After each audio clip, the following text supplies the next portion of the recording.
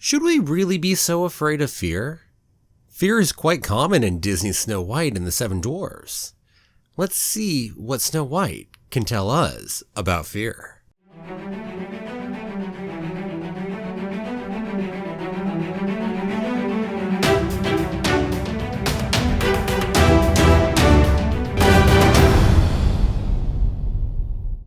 Well, hello there. My name's Jeremy and welcome to Freeform Disney, where I talk about all aspects of Disney, from the animated movies to the theme parks to Star Wars, Marvel, and Pixar to the TV shows and everything in between. That's why it's Freeform. And keep coming back every day for new daily content. If you're not subscribed yet, don't forget to hit that subscribe button. Now on to today's topic, Snow White and fear. Let me put up a quick disclaimer here. Not that I think it's necessarily needed, but just to be clear, I'm not a doctor, nor am I even a psychologist. If you need help, please talk to a professional. Now then, there's a lot of fear in Snow White. From the evil queen's fear of someone eclipsing her looks, to the dwarf's fear of Snow White, fear is all throughout the movie Snow White and the Seven Dwarfs.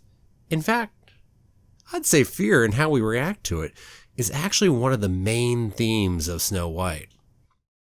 Let's look at what fear is and see how fear affects the characters in Snow White, and in turn how it affects us. So what exactly is fear? Time to get educational for a moment, but it'll be quick. Fear is an emotion we feel in response to physical or emotional danger, or at least when we think there is danger. Our bodies can't really tell the difference. Otherwise, horror movies wouldn't be scary. First, there's perceived danger. Then we have a response to that fear, fight, flight, or freeze. Time to dispel a big myth, by the way.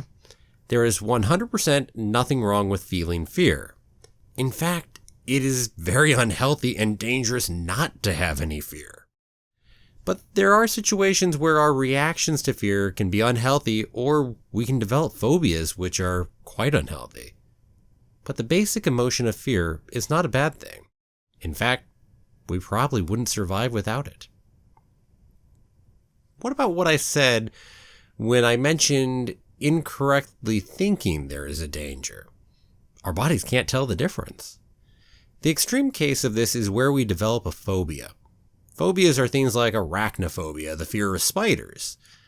But phobias are an extreme fear to the point of being irrational. And as such, phobias can be quite debilitating and can cause extreme emotional and physical reactions. Enough of me blabbering on about fear. Let's look at the movie. That's why you're here, right?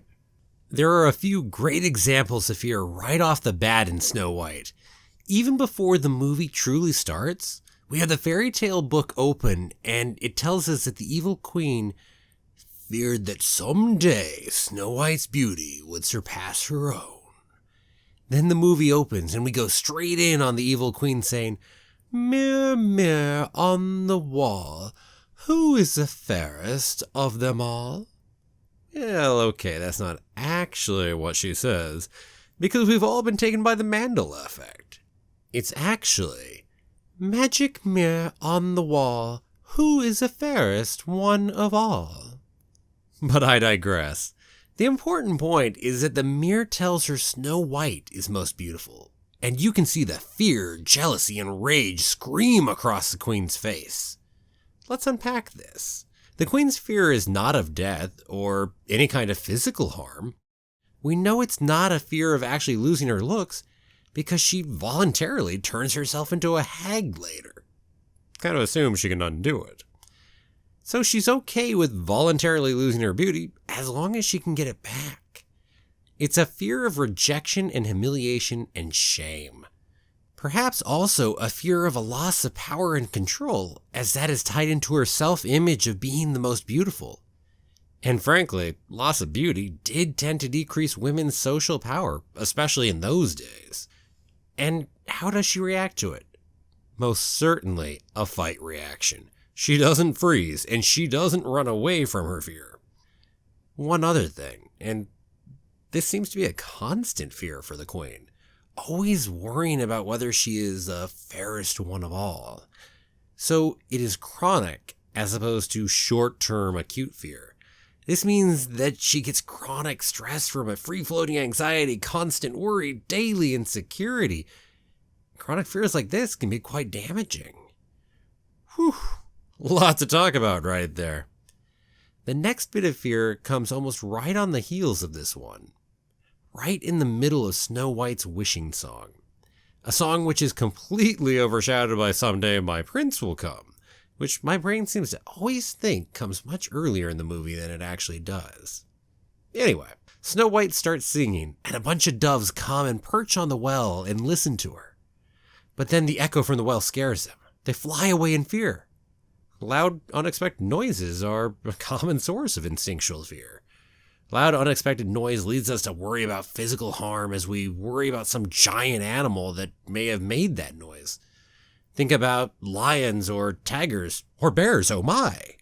Or more than just animals, even giant natural events which could similarly hurt us, like a tree falling over or a boulder rolling down a hill at us, which we gotta get out of the way like Indiana Jones, duck under the boulder. No, moving right along. This is also why jump scares are effective in horror movies. Once we realize there was nothing to fear, we do tend to come back fairly quickly, which you can also see with the doves. One comes back, and then gets scared a little again. Then they all start to realize there's nothing to be afraid of, and they all come back. Intriguingly, this mirrors the fear Snow White is just about to feel. Snow White keeps singing, and then the prince sneaks up to the well, gets right up in her personal space next to Snow White, and joins her in her song. A little creepy. And then the prince is like, "Did I frighten you?" And Snow White is like, "That's a dumb question. You scared me out of my mind. I'm running away now." Ah! Slowly, Snow White realizes that the prince wasn't actually that scary, just a creep, and comes out to the balcony to look at him and listen. To put this in more of a psychology wording, if this process repeated over and over for days, Snow White and the doves would start to become acclimatized to the fear and build up a tolerance. They would be less likely to be scared in the same way in the future, at least in the near future. Oh, and on a different note, in case it needs to be said, fear is not just a human emotion. This is not to say that it's expressed the same way in other animals, but we do know that many animals experience fear, as well as humans. Take it from this biology major who loves all animals. Okay, let's quickly talk about the huntsman. The evil queen tells him to take Snow White out into the woods, and he's like, "Yeah, good, okay." And to kill her, and he's like, "Whoa, Snow White, I'm not killing her." But then the evil queen says, "Silence! You know the penalty if you fail." And the huntsman is like, "Why didn't you lead with that? You're really not a great salesperson. Your Majesty." And so he is resigned to killing Snow White. We can only assume that the penalty is at best imprisonment, and at worst, death. Very legitimate fears. The huntsman's reaction to that fear is flight, just like Snow White and the doves. And in his flight, he will do whatever the evil queen commands him to do in order to avoid that fear. So off into the woods goes our huntsman with Snow White. Often, we hear the phrase fight or flight. Really, there's more to it than that. Nowadays, it's typically referred to as fight, flight, or freeze. So, what is Snow White's reaction when she sees the knife in the huntsman's hand? Freeze. Rather than go left or right, plead, or fight, she closes her eyes and throws her arms in front of her face and freezes. And that's how the movie ends. Thanks for listening, everyone. Oh, wait, I guess that's not the end of the movie. Oh, you're right, the huntsman realizes he can't go through with it. And he tells Snow White that her stepmother, the queen, wants to kill her, and tells her to run away into the woods. Run, Simba, run away, and never return. Snow White runs into the woods, and this is one of the iconic scenes from the movie. As she is running through the woods, everything becomes scarier and scarier. The trees look like evil creatures with arms. Floating logs look like crocodiles. Vines become snake-like. And little woodland creatures' eyes become the eyes of big, terrifying monsters. This, by the way, as well as being a really neat scene, is a great example of potentiation. The more anxiety, the greater the fear. In other words, the more scared you are, the scarier things will seem. And man, was Snow White scared. Her intense fear distorted the forest into a haunted woods. She eventually breaks down and falls to the ground overwhelmed. Ooh, and this lets us talk about something else neat. In therapy, there's this technique called flooding, which can be very effective in overcoming a fear. Essentially, someone is exposed to something they fear in a really intense way. And after a while, the mind will realize there's no danger, and then that reaction subsides, just like the doves from earlier. But keep in mind, it's not advisable to flood someone without expert opinion and guidance, as this can cause trauma if not done correctly. Don't try this at home. And Snow White is flooded from being exposed to her fear and unable to escape the woods. And then once her anxiety is reduced, her fear goes away, and the woods no longer look scary to her. And she's so ashamed of the fuss she made. This process works best when it's not a phobia, when someone doesn't have a mental illness that's related to that, when there's no experienced trauma that can amplify anxiety, and when the person has had relatively low stress in their past. All of these seem to be quite true for Snow White.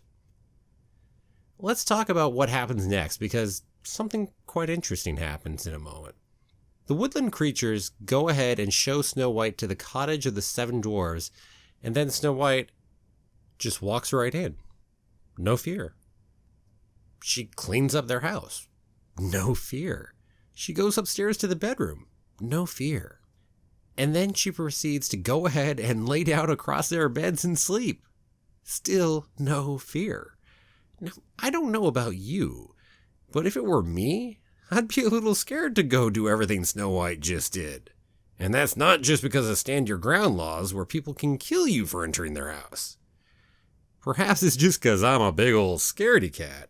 Well, maybe there's a little more to it than that. Because, you see, there's this little interesting thing about fear where if you don't learn to fear certain things, then you're not afraid of them. And Snow White, as a princess, certainly was not exposed to the same kinds of things to fear as everyone worships her. She lived a pretty sheltered life. People went out of their way to go ahead and help her. She's royalty. She can do what she wants, so therefore, she doesn't have some of the basic fears you or I would have. If she walks into somebody else's house, they are going to go ahead and lay out the red carpet for her because she's a princess. This means she doesn't have those same basic fears that we would expect, and this tells us something else that's very important about fear. There are 2 main types of fear: instinctual fear and learned fear. The reason that she's not afraid of anything in the dwarf's cottage is because those would be learned fears. Learned fears which she simply never learned. At any rate, that leaves her in the cottage, ready to be found when the dwarves come home. The dwarves immediately know something is wrong because the cottage is clean, and they're such messy slobs who hate clean things, as all bachelors are. Thanks, Disney stereotype. The more you know. Although, I will say that it's certainly better than the damsel in distress stereotype. Anyway, the fear the dwarves all share is a great example of something called emotional contagion. Essentially, we are all social creatures and are likely to share intense emotions, such as fear. Even though there doesn't appear to be a whole lot to fear, their fear feeds off of each other's fear, and some of them might not have even been frightened at all if it weren't for the others. Dopey, for one, probably wouldn't have been scared at all. I just don't see Dopey scared of Snow White. He's so carefree. There's some other really neat pieces in here for fear as well. The dwarves volunteering Dopey to check out the bedroom as none of them are willing to do it.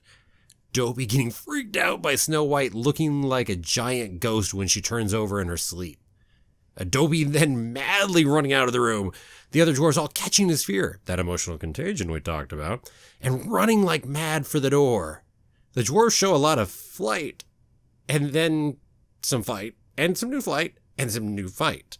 And then, at the end, even some more fight when they nearly kill poor Dopey, who looks like some crazy creature to them with all the pots and pans on his head. And now let's fast forward a little bit. Otherwise, it's just happy hijinks with dwarves. No, that's not Happy the Dwarf committing hijinks. Maybe I should have said jolly hijinks? And here we are. The hag is wanting to give Snow White the poison apple. The woodland creatures are scared of the hag and also scared for Snow White's safety. Their reaction? Fight, fight, fight. When that doesn't work, they go for help. One last little bit of knowledge here.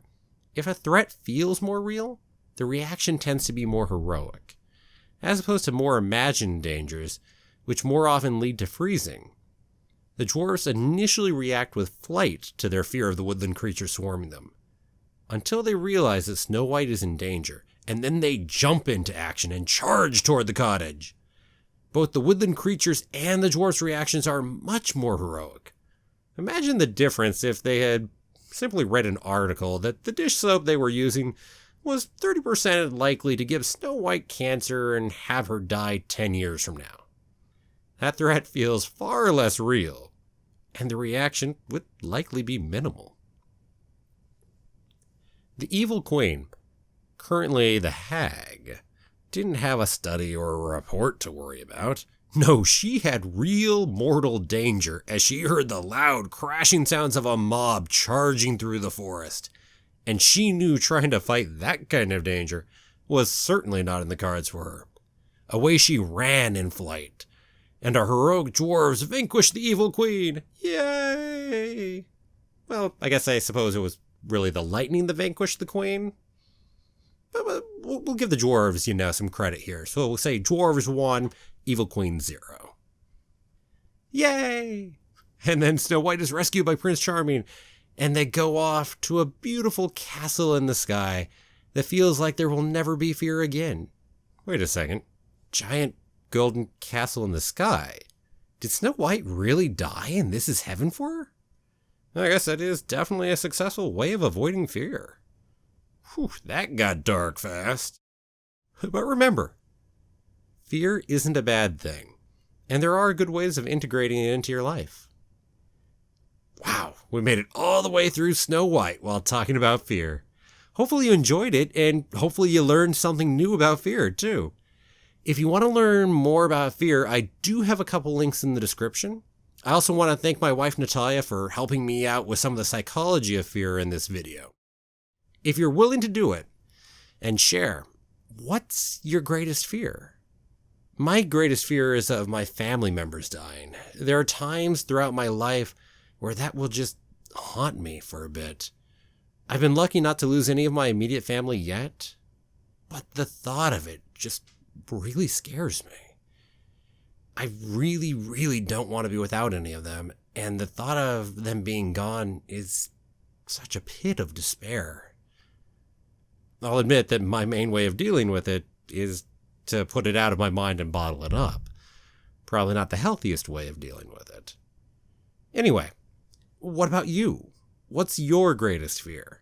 Or if that's too personal, maybe just a big fear you have. Let me know down in the comments below.